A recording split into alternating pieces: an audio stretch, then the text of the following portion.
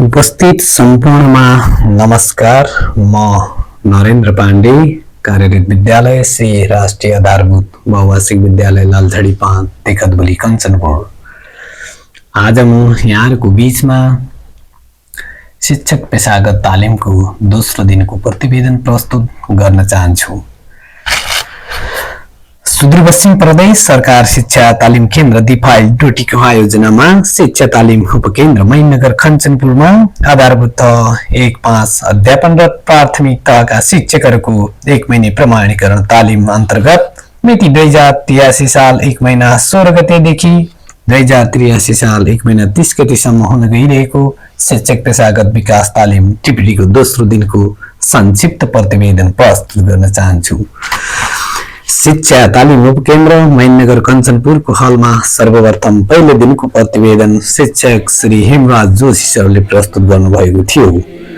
उक्त प्रतिवेदन प्रस्तुत भइसकेपछि दोस्रो दिनको हलको जिम्मेवारी बाँडफाँड गरियो, जसमा संयोजक श्री अम्बादत्त जोशी, समयपालक सीता भट्ट, मनोरञ्जक श्री लक्ष्मी भट्ट र प्रतिवेदक श्री नारायण दत्त पाण्डेले जिम्मेवारी ग्रहण गर्नुभयो।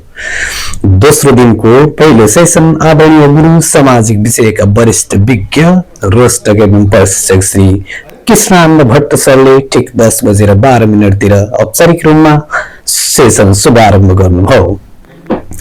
प्रशिक्षक कृष्णानन्द भट्ट सरले डिस्पोजल चिया कप सामग्रीको प्रयोग गरी खेल विधिबाट समूह विभाजन गरी सहभागी सहम्यामहरूमा रक्त सञ्चार र ब्रेन स्टर्म गरी निकै आकर्षित तरिकाबाट सेसन अगाडि बढाउने प्रयास गर्नुभयो। प्रशिक्षक सरको भनाइअनुसार आधारभूत तह कक्षा 1-3 मा रहेको विषय हाम्रो सेरोफेरो अन्तर्गत अन्य विषयहरू मिलाएर एकीकृत गरी बनाएकाले यो विषयमा प्रत्येक पटक अपडेट हुनुपर्ने कुरा बताउनुभयो। सेरोफेरो विषयमा सामाजिक स्वास्थ्य, शारीरिक विज्ञान, प्रविधि जस्ता विषयहरू मिलाएर एकीकृत रूपमा सरसफाई र स्वच्छता शीर्षक पाठ्ययोजना सहित प्रदर्शन गरी सहभागीहरूलाई शिक्षण गर्नुभयो। प्रशिक्षक सरको शिक्षण पश्चात प्रशिक्षक सरले सहभागीहरूलाई समूहमा विभाजन गरी सेरोफेरो विषयमा पाठ्ययोजना बनाउन लगाई प्रत्येक समूहबाट ग्रुप लिडरले नमुना पाठ्ययोजना शिक्षण प्रदर्शन गर्न लगाई पृष्ठपोषण आदान प्रदान गरियो। नमुना पाठ्ययोजना प्रदर्शन पश्चात छोटो कमर्सियल ब्रेकमा शिक्षक श्री नारायण दत्त पाण्डे सरले बाँस कथा सुनाउनु भएको थियो। त्यसपछि प्रशिक्षक सरले सप्तकोशी नदी नामक एउटा गीत गाउँदै सबै सहभागी सर म्यामहरूले पनि गाएर रमाइलो गरियो। गाउने, सुनाउने, कथा सुनाउने र कविता भाषण कार्यबाट कठिन विषयवस्तु सजिलै सिकाउन सकिने निष्कर्ष पनि निकालियो। छोटो मनोरञ्जनपछि प्रशिक्षक सरले कक्षा 4 र 5 को विशिष्टीकरण तालिकाको परिचय गराउँदै सहभागी सर म्यामहरूलाई समूहमा विभाजन गरी कक्षा 4 को सामाजिक विषयको ज्ञान बोध सिप प्रयोग र उच्च तहका प्रश्नहरू निर्माण गर्न लगाई प्रत्येक समूहबाट उक्त प्रश्नहरू प्रदर्शन गरी प्रश्न निर्माण कलाको अभ्यास गरियो। प्रश्न छनौट गर्दा विशिष्टीकरण तालिकाको धेरै महत्त्व रहन्छ भन्ने विषयमा बहस पनि गरिएको थियो। संयोजकको अनुमति अनुसार दिउँसो ठिक 1:30 खाजा खाने कार्य गरियो। खाजा पछिको सेसन प्रशिक्षक सरले गुणस्तरीय शिक्षा तब मात्र प्राप्त गर्न सकिन्छ जब त्रिकोणात्मक सम्बन्ध बलियो हुन्छ।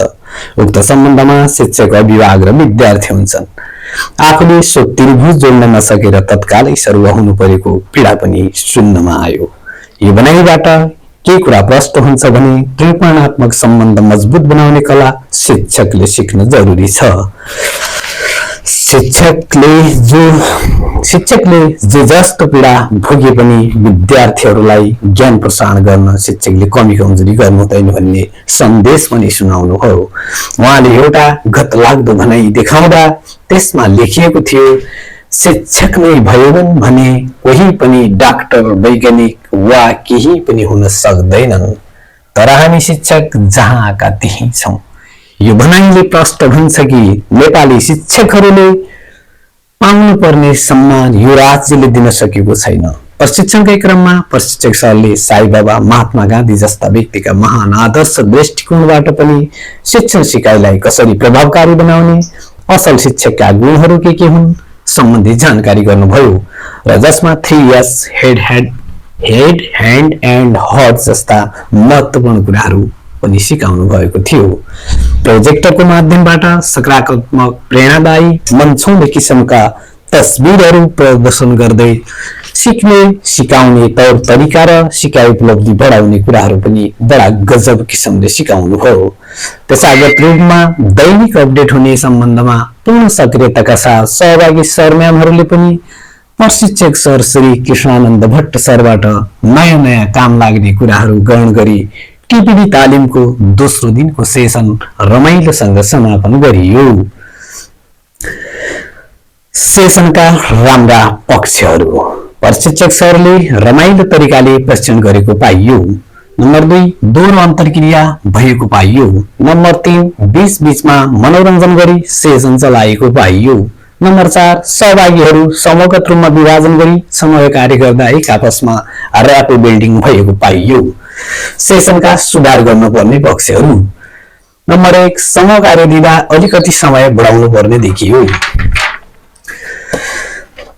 नम्बर 2, हलको पछाडिपट्टि रहेको पंखा मर्मत गर्नुपर्ने। नम्बर 3, संयोजक सरले पर्याप्त मात्रामा पानीको व्यवस्था गर्न लगाउने। नम्बर 4, खाजा खानुभन्दा अगाडिको समयमा 10 मिनट छोटो ब्रेक राख्दा अझै राम्रो हुने थियो। प्रतिवेदनका लागि नारायण दत्त पाण्डे, श्री राष्ट्रिय आधारभूत बहुभाषिक विद्यालय, लालछाडी 5, देखतबोली, कञ्चनपुर। धन्यवाद।